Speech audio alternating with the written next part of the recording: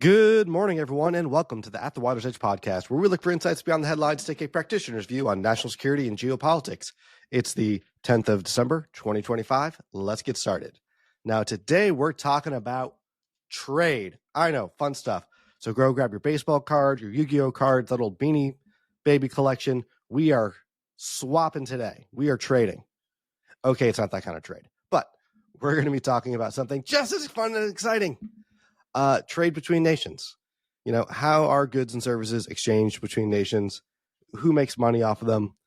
Who gets screwed in the deals? Why is it important? It's been like this orthodoxy in the post-World War II era that more trade is better. We need more trade. Bake down trade barriers. Okay, now we got a president that's throwing up trade barriers everywhere with tariffs. But hey, what's going on?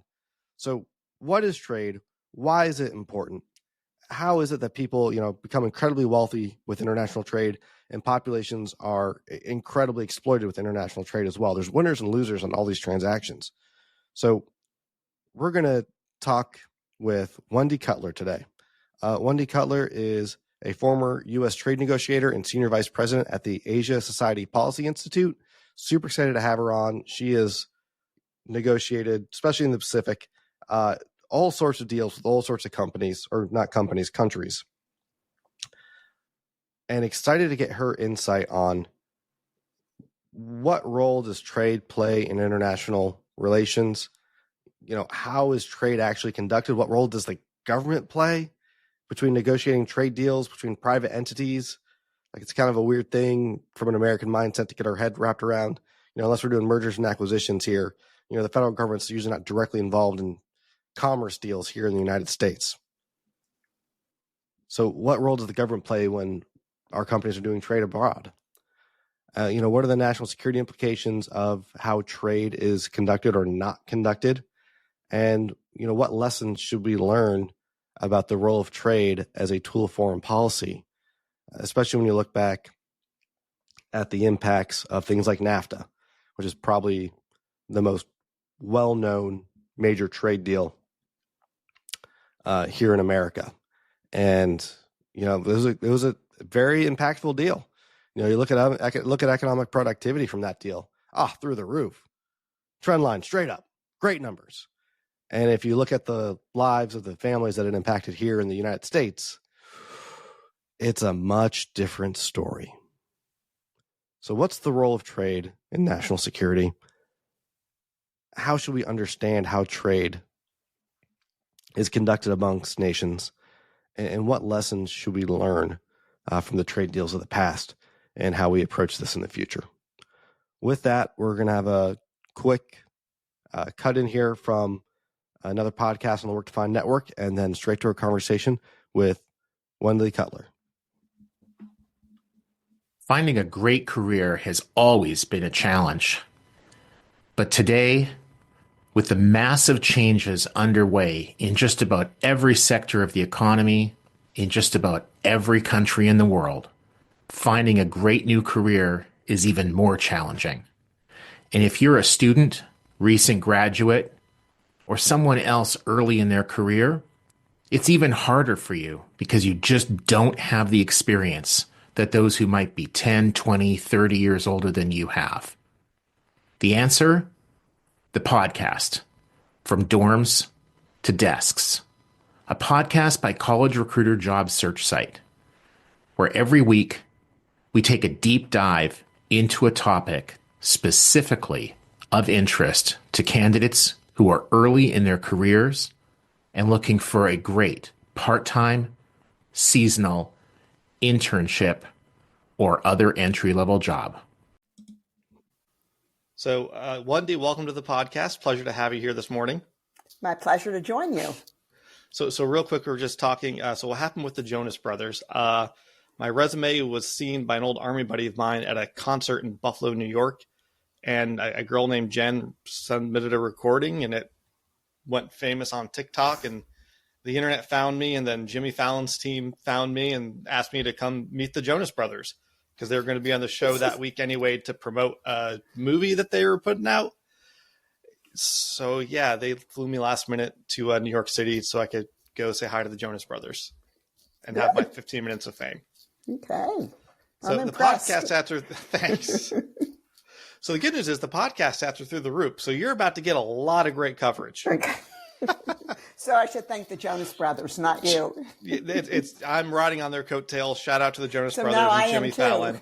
Yeah. Hey, we take it where we can get it, right? Exactly. Well, Wendy, thank you so much for hopping on this morning.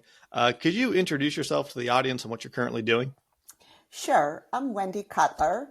I'm now Senior Vice President at the Asia Society Policy Institute, which is a think tank. I work out of Washington and had a long career working for the U.S. government as a trade negotiator. Cool.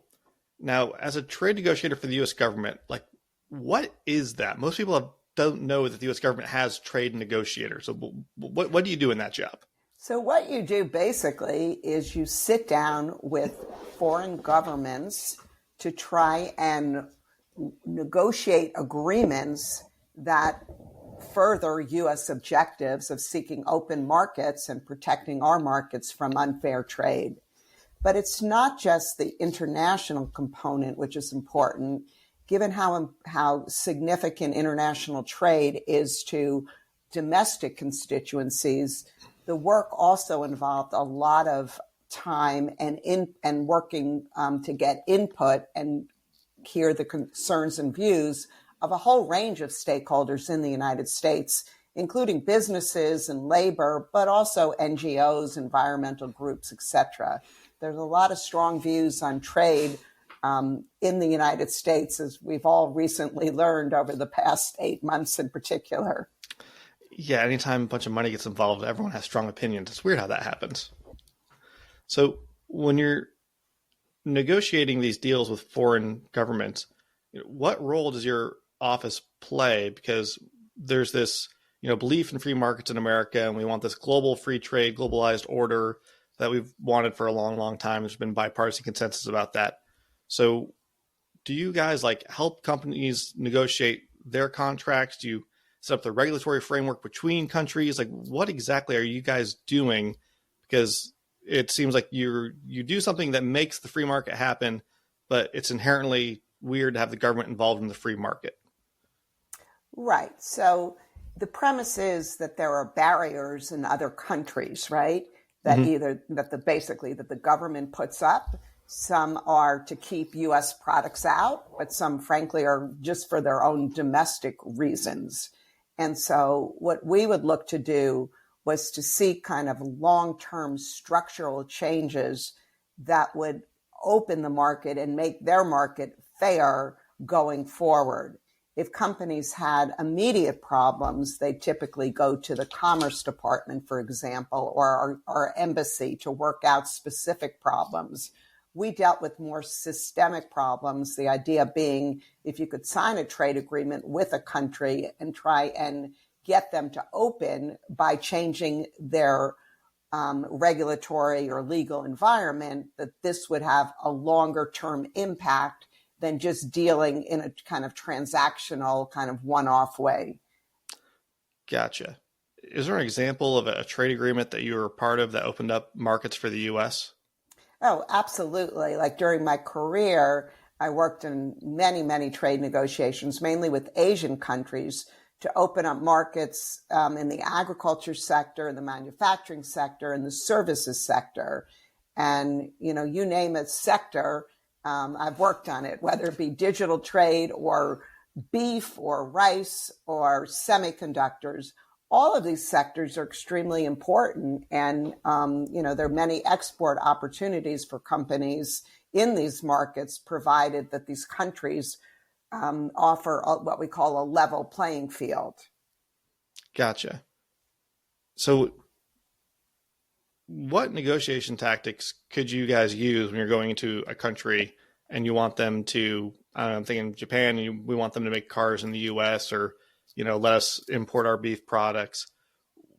How do you approach them, and what leverage points do you try to use to create that relationship for US companies, but also, some of these folks are key geopolitical allies, so there's got to be a limit on playing hardball as well. Mm-hmm.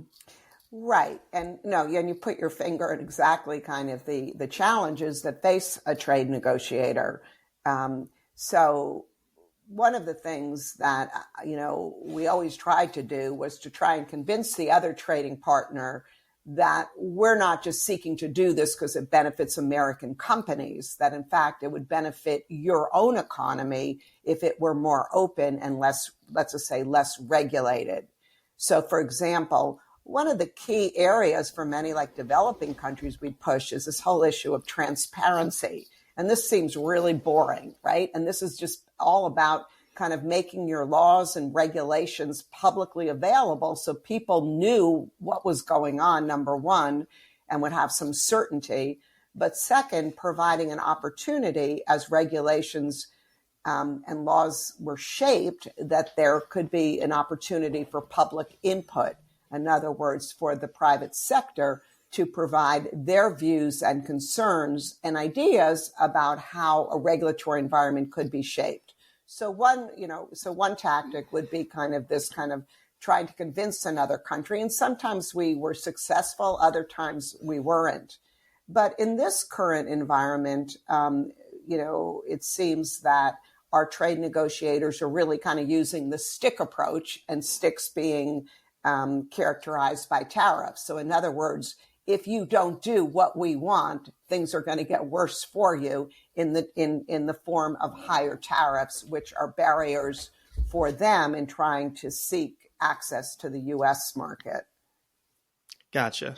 And when you're developing these long-term relationships with countries, I imagine some of these negotiations, if you're working on systemic issues with governments, they got to take years. And over those years, I mean, their domestic political regimes are changing. We have different political regimes coming in and out of power. So what's the guiding thread that ties all that together when you are dealing with constant political transitions in the international space? Mm-hmm. And, that's a good question. Many times, let's just be honest, even if these negotiations took many years, we would try and conclude agreements within the term of one administration. But even if we didn't, and I'm looking at, one of the negotiations I was in led was our free trade agreement negotiations with Korea. And this spanned, not only the Bush administration, but then the Obama administration. And frankly, the agreement was renegotiated by the Trump administration during the first term. And so there is some continuity, but when new administrations come in the U.S., they may demand, new things, new concessions by a country. Conversely, when foreign governments or different political parties come into power in foreign countries, that can also affect the deals that we've reached. And sometimes it's really complicated our ability to conclude talks when there is a change in leadership in other countries as well. So trade negotiators, you can't just know your material and be in your own little world. You have to know what's going on in the country, in the foreign country, but also in your country, including the political and geopolitical dynamics. What's more challenging? Trying to navigate those political changes in a foreign country as an outsider, or, trying to coach up when new administrations come in to maintain the continuity of what you're working on? What's actually harder, the foreign country or America? I've got my own opinions and experience in that one, but what's your take? Look, they both have their own unique challenges. Probably on balance, it was probably more difficult when new administrations came in Washington, because many would come in with, kind of very, let's just say, very ambitious objectives. And, once you're at a negotiating table, you realize it's much easier when you're not at the table and can just talk about what you want. But when you actually have to get what you want, and you're presented with many challenges from a foreign government, it's easier said than done. And so trying to brief up a new administration, but also supporting their new objectives. For most of my career, I was a civil servant, a career employee that worked for both Republican and Democratic administrations. and guidance would come from on top on what they were seeking, which countries they wanted to negotiate with, which sectors were the most important. So we had to be very agile and really respect the fact that a new administration, they were voted in, and they have their own ideas on what they want to achieve and how they want to achieve it. And in particular with this administration in the trade area, trade being such a priority for President Trump, I'm sure it has presented challenges for my successors. That's a very polite way of putting it. That's got to be one of the wildest political transitions to work through. I wish I could be a fly on the wall for some of those meetings. It's better watching it from the outside, I got to say, not having to deal with it personally. So I'm in this MBA program, and of course, when you're in an MBA program, you do classes on negotiations. And I previously did a program at American University in DC, and we talked about cross-cultural communication.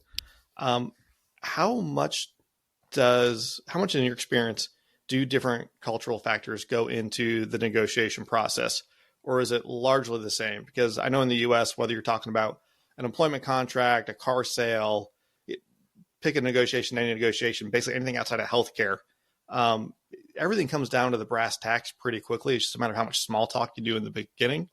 How does that work overseas? Is there really a cross-cultural element to it, or is it basically horse trading?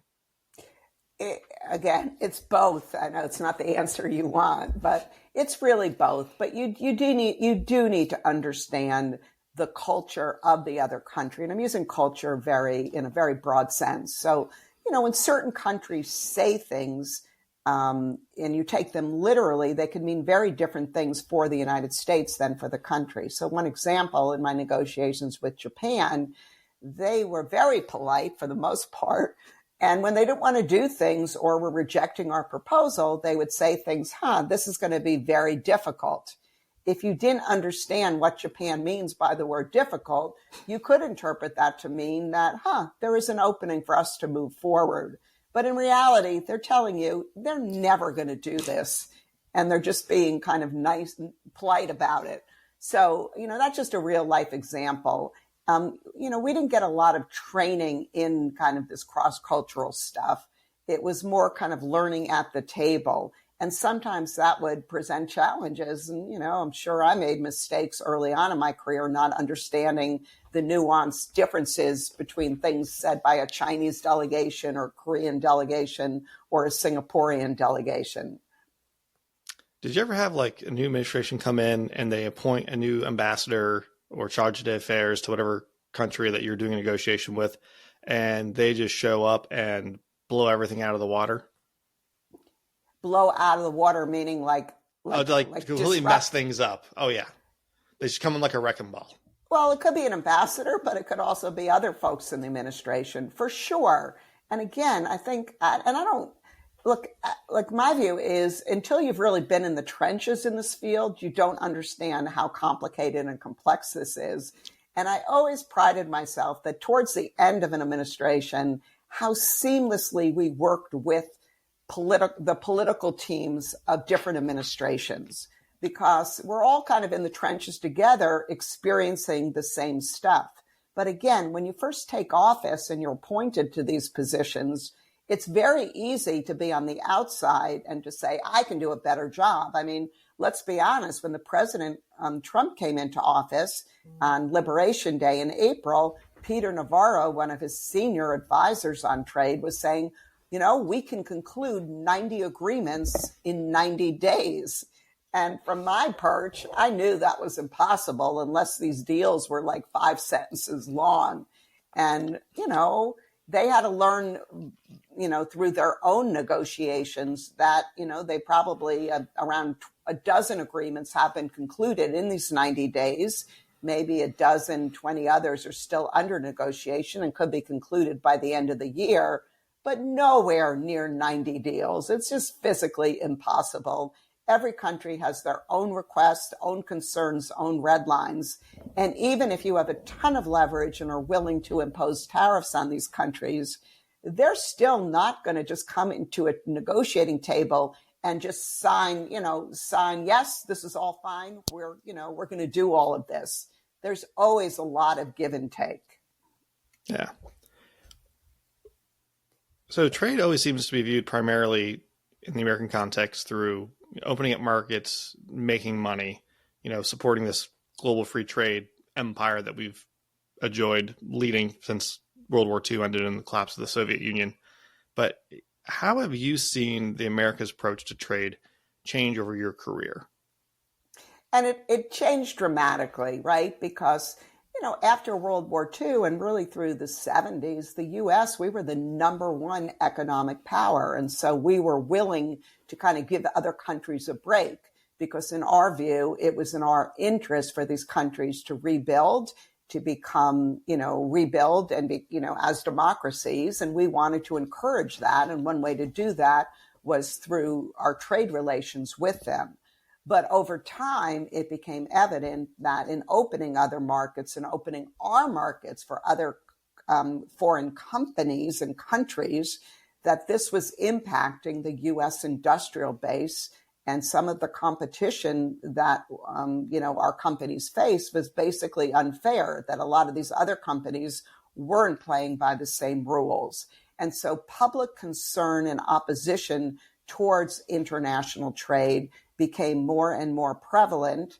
Even though, people look at the Trump administration as the major turning point in our trade policy, I would argue this concern and opposition was building up over a longer period of time. And Trump just took it to a new level and was gaining a lot of support in the beginning. But what's very interesting to me, if you look at some of the polling now, up to like 2/3 of Americans disapprove of tariffs.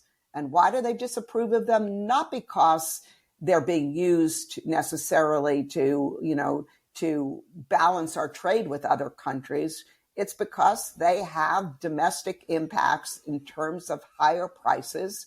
And that is really impacting their ability, their ability to continue buying what they were buying, and is, leading to this so-called affordability agenda, which is becoming more and more important for both parties as they approach the congressional midterm elections.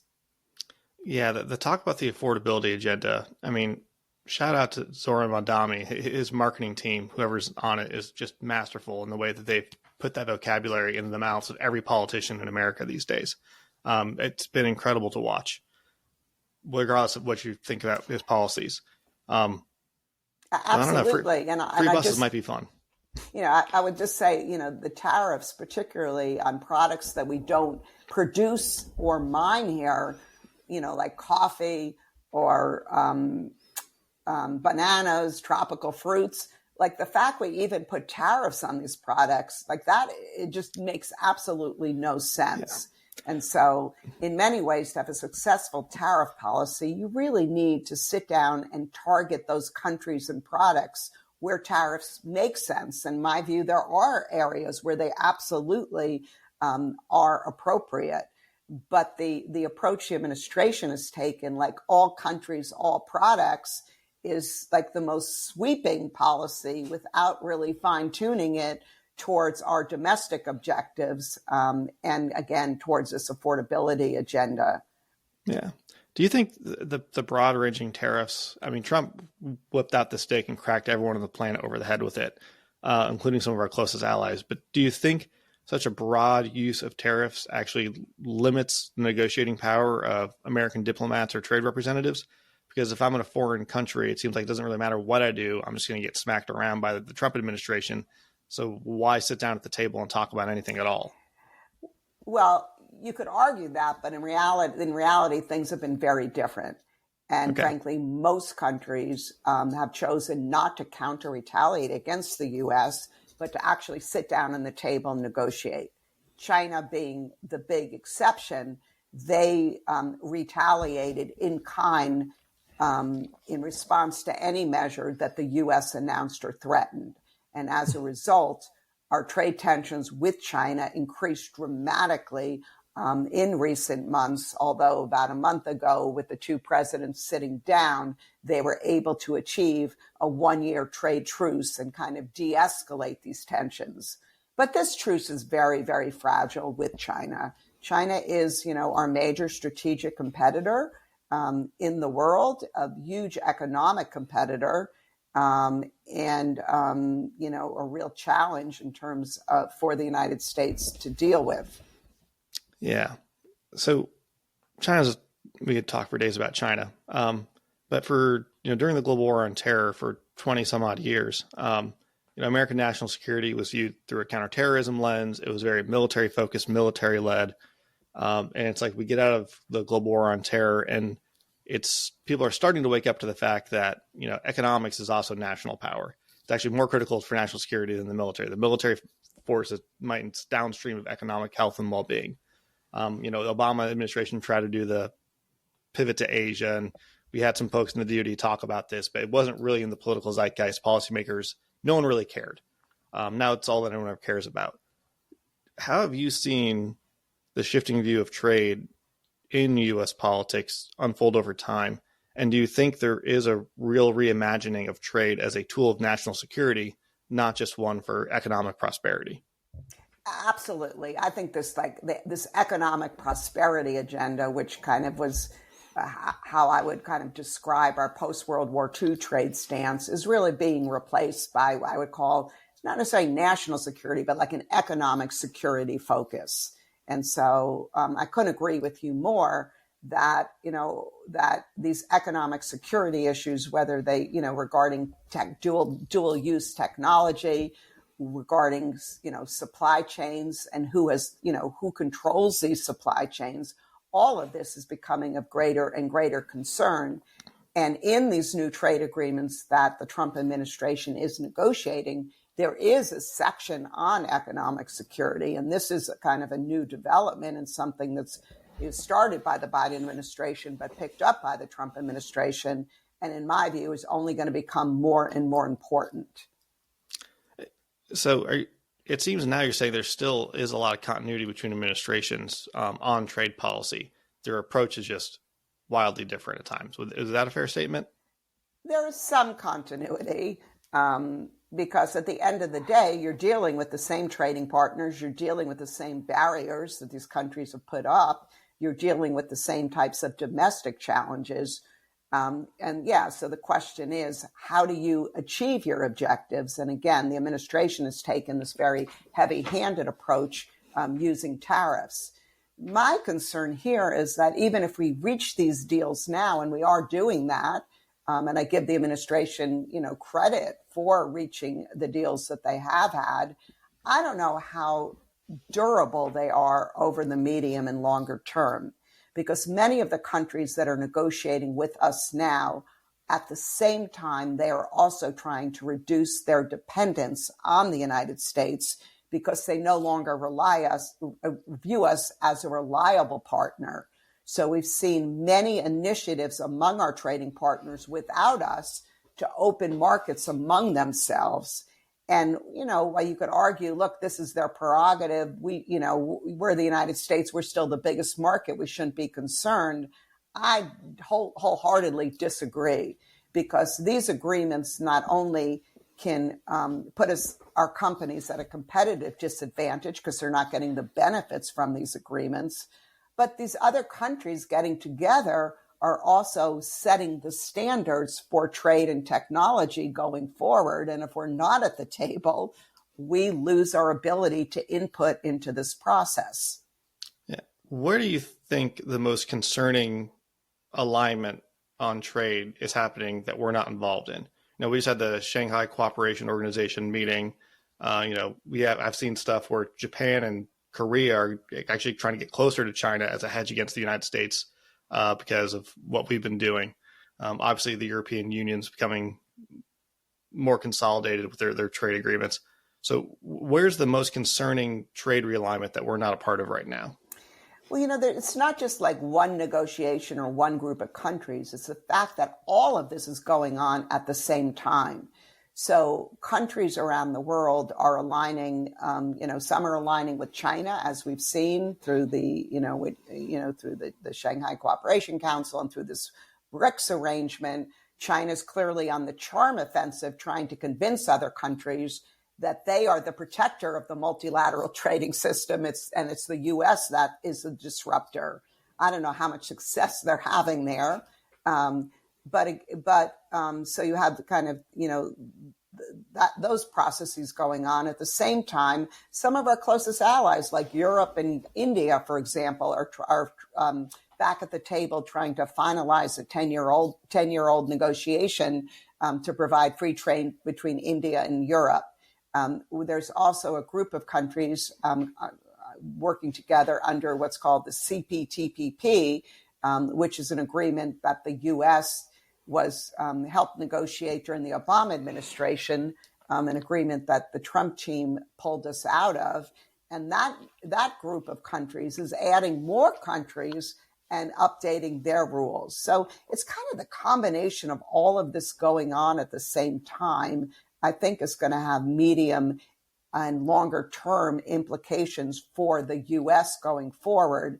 And while our market provides us important leverage, don't get me wrong, I think that we'd be foolish to kind of overstate our leverage here, because I think with time it is decreasing vis-a-vis our trading partners, particularly if they become less dependent on the U.S. market and on U.S. inputs for their production.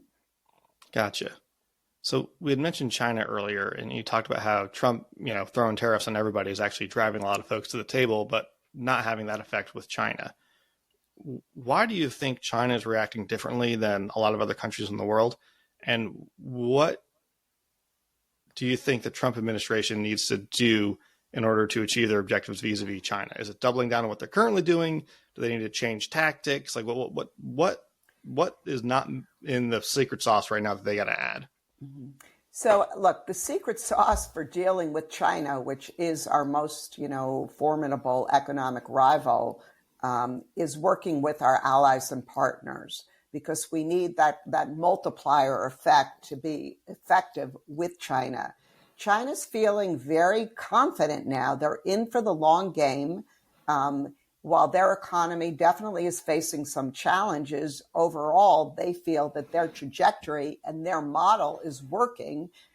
They've become, they're home to some of the most innovative companies in the world, including in the electric vehicle space and AI, robotics, quantum computing, semiconductors, et cetera. They're still behind us in many of these technologies, but they're catching up very, very quickly, and they're feeling very confident about it. And unlike the U.S., they take a much longer view towards their competitiveness and towards their the time frame to achieve their economic goals.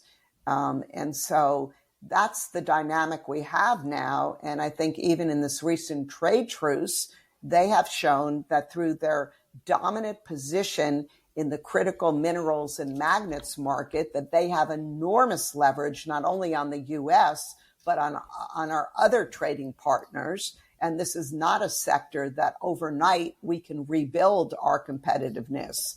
And so they do have an upper hand in some very important choke point technologies that can really hurt the United States. And so while we have leverage and we have leverage against China, no doubt, as well, we're in a new world now where I would argue even tariff threats against China are just not credible now, because China will come right back at us and say, well, you want to put more tariffs on us? Guess what? We're going to hold back our exports of magnets and critical minerals, which are so vital to so many different industries in the United States, both military as well as commercial. Gotcha. So you can never have everything, and a lot of times in life, there's no success. There's only trade-offs. What's your take on the argument that a consequence of the broad tariff strategy of the Trump administration is that we've lost our relationship with our allies, and a better approach would have been focusing all of our, wielding the stick to beat people negotiation tactics, focus all that just on China and give sweetheart deals to the rest of the world to isolate China economically? Do you think that would have been a better approach? And is China a big enough threat to justify that type of trade-off? I think to some degree you can do both at the same time. You can be negotiating with countries, maybe treat them a little better, particularly our allies and partners, because we do have, trade issues with other countries. So I don't think we should put all of that on the back burner and just work with them on China. But I do think the heavy-handed tactics of threatening them, not only with respect to tariffs, but even, some of our closest allies, like Europe and Japan and Korea, threatening taking actions even on the national security side, has really made our allies very, nervous, and led them to question, can they rely on us? But clearly, for me, when I look at the world, I think the China challenge is the most significant. And if we're really going to deal with that, there's a lot we need to do at home to become more competitive. But we also really need that multiplier effect of working with our allies and friends and spending less time kind of beating them up at the negotiating table and more time trying to work with them to present a united front to China, and also to take measures uniformly against China so we're not playing off one against the other. So, for example, if the U.S. were to say we're no longer going to let our semiconductor companies sell to China, if Korea and Taiwan continue to do that, then our step, we're no longer effective. That's not an effective tool. We need to get our allies and partners on the same page as us and taking similar measures that don't allow China to basically shop around for their semiconductors to other countries. Yeah, and we just right there brought up another layer of complexity in all these negotiations. We talked about how difficult it is to negotiate with a foreign country, and they've got their political regime, we've got our political regime, and all these things change over time.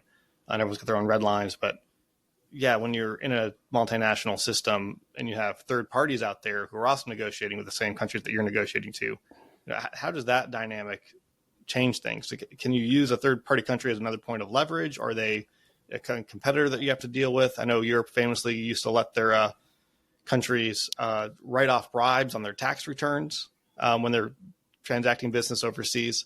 How does that dynamic come into play? It definitely comes into play, and it's something else as a trade negotiator you need to be very aware of. Now, many countries in Asia with whom I've negotiated the most with, China is their largest trading partner. So it's not like they're going to, that they don't care about China or they're going to agree to anything with us.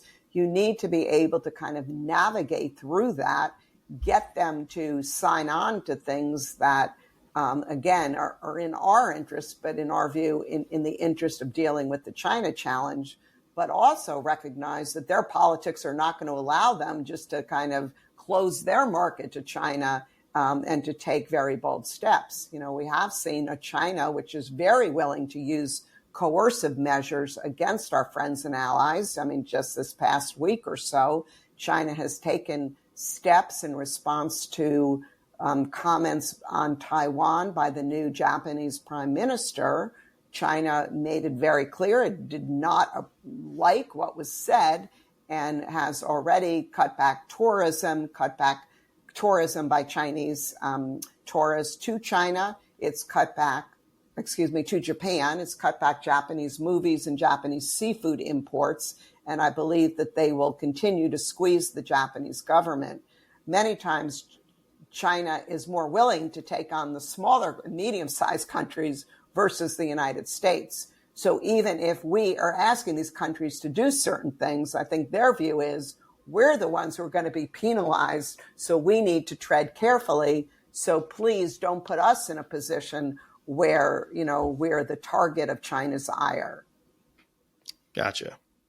Now, one of the probably the best known trade agreement with the American public is NAFTA, North American Free Trade Association, or agreement. I forget which one. We renegotiate every few years. And there's two interesting things that you can say about NAFTA. if you look at top line economic growth amongst North America after NAFTA was signed and went into effect, goes through the roof. Massive increase in productivity, tremendous wealth creation. But if you look at impact on daily lives of Americans, I live in upstate New York. We're, on the edge of the Rust Belt in a lot of ways, hollowed out entire parts of our middle class. When you're negotiating when America's trying to negotiate a large trade agreement like that, and you mentioned the Trans-Pacific Partnership before, I believe that was the acronym that you were using. I was referring to that. Was that correct? Yeah. Okay. There's a lot of trepidation amongst the American public about large-scale trade agreements because of the effects of NAFTA. Do you think that there's something the American public is missing about the impact of these agreements, or do you think there's lessons learned from how NAFTA was negotiated and implemented that need to be taken into account when we negotiate, whatever our next, whether it's Trans-Pacific Partnership or something with Europe, whatever our next round of trade negotiations are? Because it feels like, back in the 1990s, bipartisan consensus that just free trade's good for everybody, damn the impacts on the people, and we just walked into it blindly politically. Obviously, with Trump administration, times have changed. Probably not politically feasible to do something like that again. But how do you think we need to evaluate the trade-offs of these trade agreements on the American public? Because it seems like it always comes down to top-line growth for big companies, and the other effects of them aren't part of the conversation until after it's already happened. Mm-hmm. So, in general, I agree with what you said, but I would also argue that many small businesses and medium-sized companies also benefit from these deals. But there's no doubt that large companies receive a lot of benefits, right? When I look back on my career in the trade, in trade negotiations, one of my, big regrets is that we needed to do more on the domestic front. We needed a really kind of big bang kind of approach to deal with companies or communities that were adversely impacted by these trade agreements. And while there was this trade adjustment assistance program, it was never given enough funding through the years. And so, we weren't able to really look out for those and really help them through transitions or through, the tough economic times. There's certain things we continued to seek in our trade agreements and improved over time, including very stringent labor provisions, trying to encourage our trading partners to take steps to treat their workers in a fair and safe way and to raise their wages so there would be more equality. But the trade agreements could only go so far with respect to kind of this idea of redistributing wealth. They were more about creating wealth, and you really need domestic policies to redistribute that wealth. And that's where I really think we fell short. And frankly, even in the trade agreements that the Trump administration is negotiating now, it's interesting because the tariffs are ending up hurting many of our small businesses and our manufacturing companies, the ones we're trying to help and save through this trade policy, because many of these companies in the United States, they have to pay these tariffs. So if they're paying more for their inputs like steel and aluminum or for industrial machinery, all of that adds to their bottom line. And so again, we need to think, I think, more holistically about marrying what we're doing internationally with what then is called for domestically.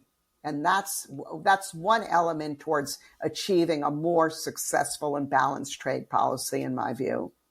Okay.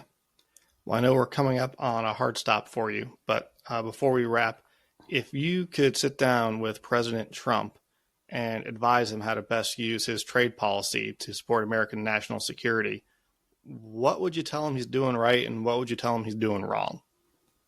So my pitch would be China is the big threat for the United States economically and security-wise going forward. The best way to counter and respond to this China challenge is working with our allies and partners.